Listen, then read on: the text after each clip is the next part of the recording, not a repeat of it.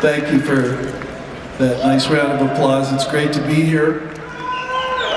Muddy Waters said the blues had a baby, and they named it rock and roll. Well, I grew up in Dallas, Texas, listening to the Big D Jamboree, and I started my first band with Scaggs in 1956, when we were both 12 years old.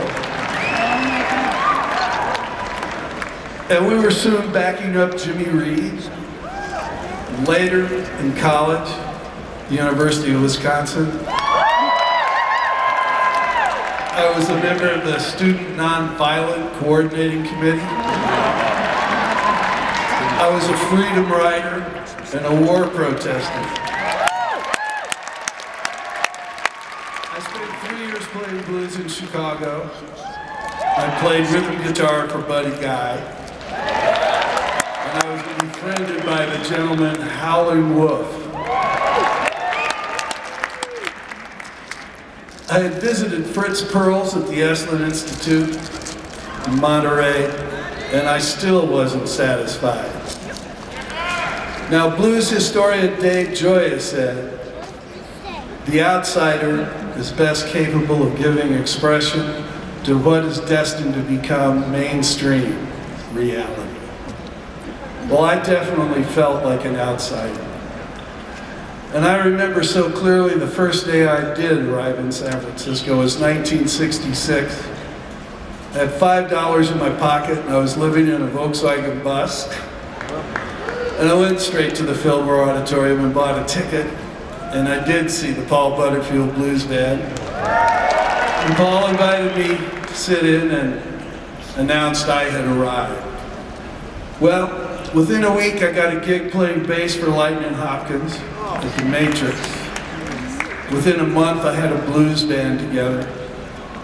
Chet Helms gave me my first gig at the Family Dog, and that became my home base.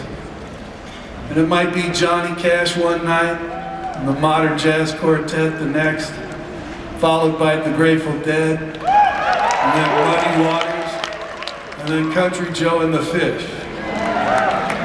We did eventually play the Fillmore over 120 times. Oh yeah. Backing Chuck Berry, John Lee Hooker, and opening for B.B. King. We co-billed with our fellow inductees tonight, Chicago.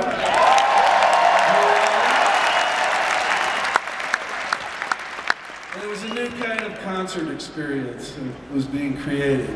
Rolling Stone magazine got its start.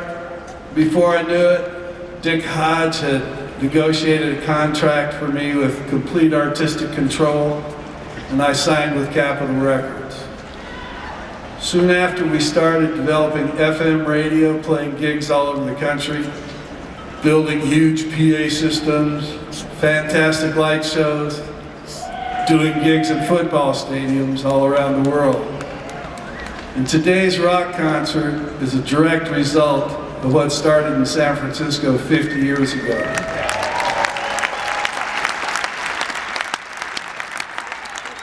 All this stuff.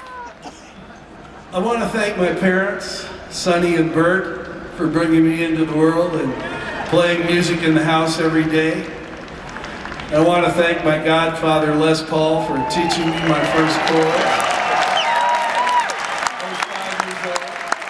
He encouraged me for 60 more years.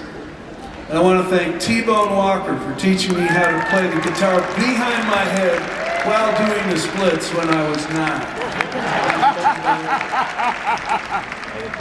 I want to thank all the women in my life for pointing me in the right direction, encouraging me to be creative. My mom, Bert, and my aunt, Veda, for teaching me how to sing. Kim for her grace and strength. My grandmother, Clara, for teaching me how to paint and catch fish.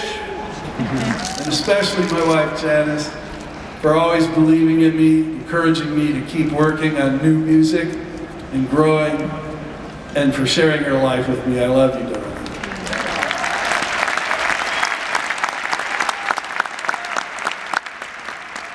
Of course, I have to thank my band members here tonight. They're the heartbeat of the band. For 25 years, Gordy Knutson on the drums. Our foundation on bass for 33 years, Kenny Lee Lewis. My partner in harmony on keyboards for 22 years, Joseph Wooten. And on rhythm guitar, Jacob Peterson. Of course, I have to include my crew who set up 70 shows a year and never miss a cue, and especially my manager in the last 25 years, Scott Beret. Couldn't do it without you.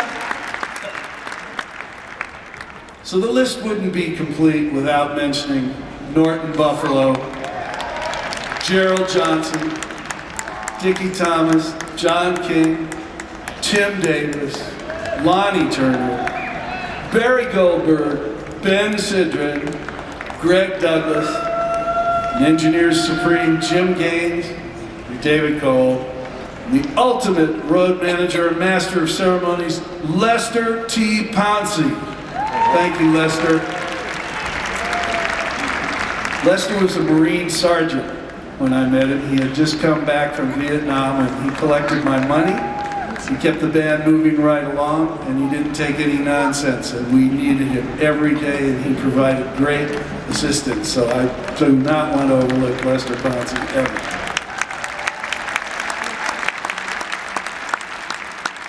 I also want to thank Wynton Marsalis at Jazz at Lincoln Center and Sally Brown at the Metropolitan Museum for providing me the opportunity to work on their music education programs.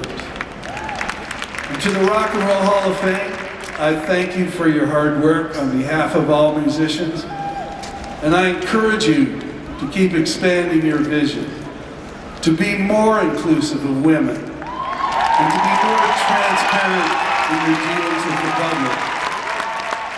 And most importantly, to do much more to provide music in our schools.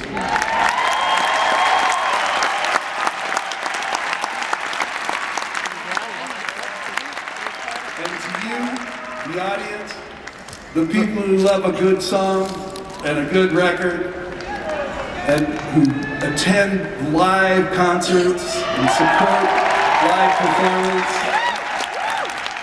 without you, nothing is possible, and with your support, everything is possible.